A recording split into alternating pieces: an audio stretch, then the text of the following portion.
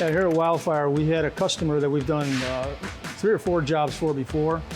He's got a 25-foot CV. He called me up and said that when he was working on his trailer, he noticed some hairline cracks and he found a void area right at the bow. If you find a Gelcoat void, you need to get it replaced because what's going to happen is once the Gelcoat pops out, there's no waterproof protection for the fiberglass. It's a repair you have to make. When he brought the boat up, I went ahead and looked at it, and when you tap on it, it was solid fiberglass all around it. When you tapped on that, it was definitely hollow. First thing I did is I took a pencil and just went ahead and highlighted the cracks a little bit easier. So when I started chiseling, I knew exactly where to start and not damage any good fiberglass. When I first started to chisel with the hammer and chisel, I fully expected that first tap was just going to blow the whole chunk right out, because usually that's what happens with Gelcoat.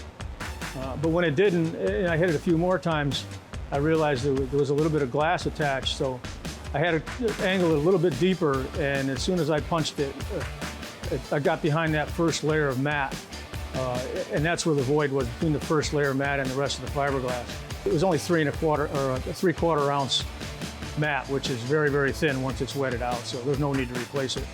Once I chipped away the large chunk, you could notice that the fiberglass was shiny. Resin-wetted fiberglass behind it had never contacted the mat, and so we had to scuff that up, otherwise you wouldn't get good adhesion with the Gelcoat. So I scuffed that up and also went around the perimeter of the Gelcoat with the grinder so that I had a little bit of blending into the Gelcoat rather than have a straight cut edge. You need to flare it out pretty good. Once I had the spot all prepared, I went ahead and mixed my Gelcoat, and I mixed my Gelcoat with a Duratec Clear high gloss additive. But what you do is you mix those, put your hardener in, and then I thicken it with some aerosol. You go ahead and you thicken that to a putty that's something like maybe peanut butter consistency. When I first put the Gelcoat on, I kind of squeegee it towards the outer edges and make sure I squeeze it in there hard so that if there's still any little gaps, it'll slip in there and fill it. So once I got my first coat on, I just sat back and wait for that to dry. It was only 2 hours later I could go ahead and get my sanding block with some 80 grit paper, and I go ahead and block sand that down, and I go past the repair by at least 2, 3, 4 inches on all directions. That way I go ahead and get everything nice and level.